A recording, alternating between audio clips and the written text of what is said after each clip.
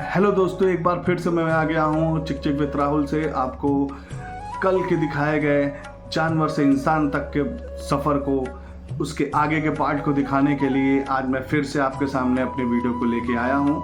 और अगर इसके आगे के पार्ट भी आपको पसंद आता है और आगे भी इस तरीके की जानकारी चाहते हैं, इस तरीके की वीडियो, इस तरीके की सच्चाइयाँ, कुछ अनकही कुछ अनसुनी सच्चाई आपको जानना है, तो आपको मेरे वीडियो को देखना होगा, आगे के और भी वीडियो को देखना होगा और कमेंट्स बताना होगा कि आपको और किस तरीके की जानकारियाँ आपको चाहिए। मैं उसको ले आऊँगा, आपके सामने ज़रूर पेश करूँगा। कमेंट सेक्शन में ज़रूर बताएं कि आप कहाँ से बोल रहे हैं, आपको क्या अच्छा लगा, कौन सी जानकारी अच्छी लगी, और ज़्यादा से ज़्यादा लोगों को शेयर करें। और सबसे बड़ी बात, आपको किसी चीज़ की जानकारी चाहिए, किसी प्रकार की कोई जानकारी चाहिए, कोई लेटेस्ट न्यूज़, किसी पुराने जगह की कोई सभ्यता है, कुछ भी ऐसी चीज़ें जिस पे आपको जानकारी, आप कमेंट सेक्शन बताइए। मैं ज़रूर इसको आपके सामने एक वीडियो पेश करूँगा और आपकी जानकारी को फुलफिल करूँगा। तो आइए देखते हैं कल बताए गए जानवर से इंसान तक के सफ़र के आगे के पार्ट को, सेकंड पार्ट को। तो आइए देखते हैं और लास्ट तक जरूर देखिएगा। आइए चलते हैं इस वीडियो के। मगर इस तबाही के बीच धरती एक नई शुरुआत की तैयारी कर रही थी। एक नई सभ्यता, एक नए जीव और अंततः इंसानों का युग शुरू होने वाला था। डायनासोरों के विनाश के बाद धरती हमारी पर एक नया अध्याय शुरू हुआ।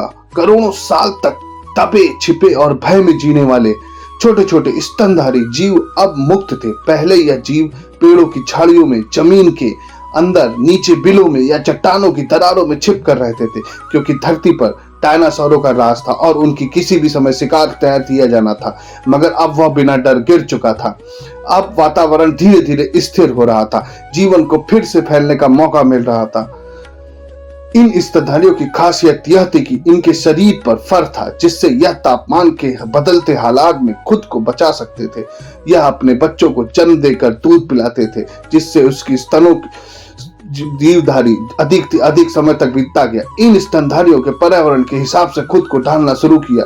कुछ ने पेड़ों पर रहना आदि जारी कर दिया था, उन्हें फल, फलियां और सुरक्षा मिलती थी। वहीं कुछ जमीन पर उतर आए थे और इन्होंने बड़ी चुनौतियों का सामना करना सीखा। खुला आकाश, खुले शिकारी और बदलता मौसम।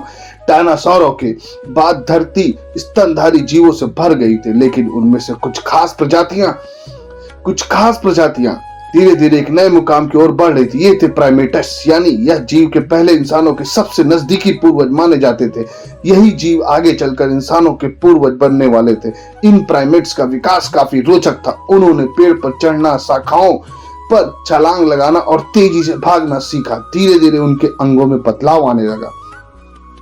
उनकी उंगलियां लचीली होने लगी ताकि वे शाखाओं को मजबूती से पकड़ सके। उनके हाथ अब सिर्फ पकड़ने के लिए नहीं, बल्कि चीजों को घुमा फिरा कर समझने और उपयोग करने के लिए बनने लगे थे। सबसे महत्वपूर्ण बदलावों में से एक था आंखों की स्थिति। अब उनकी आंखें सिर के सामने की ओर आ गई थी, जिससे उन्हें गहराई और दूरी का बेहतर अनुमान होने लगा। यह बदलाव उन्हें पेड़ों पर छलांग लगाने और शिकारियों से बचने में बेहद मददगार साबित हुआ।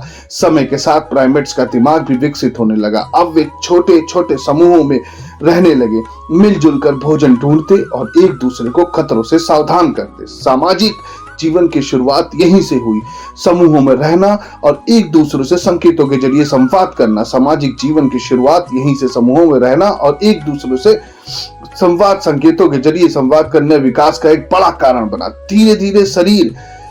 धीरे धीरे उनका शरीर में और भी बदलाव आने लगे। कुछ प्राइमेट्स ने जमीन पर समय बिताना शुरू कर दिया। शाखाओं पर लटकने वाले हाथ अब जमीन पर चलने में भी इस्तेमाल होने लगे।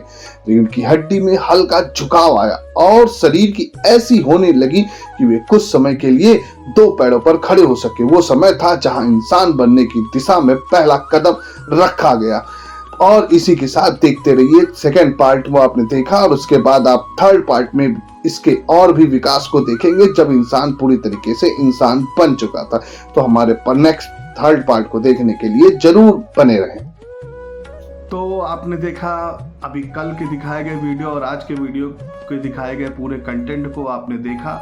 और देखा कि किस तरीके से जानवर से इंसान तक का सफ़र हम लोगों ने तय किया और आज इस मुकाम पे हैं कि हम अपनी सूझबूझ के साथ पूरी दुनिया में और अपनी एक छाप दे रहे हैं। तो इसी तरीके की जानकारी के लिए आप मेरी वीडियो पे बने रहिएगा और ये दोनों पार्ट आपको कैसे लगे, क्या अच्छा लगा, उसकी जानकारी आप कमेंट सेक्शन में ज़रूर बताइएगा और मेरे चैनल को सब्सक्राइब करिए और ज़्यादा से ज़्यादा लोगों को शेयर करिए। इसी तरीके की जानकारी को देखने के लिए आप मेरे चैनल पे बने रहिए। Thank you so much.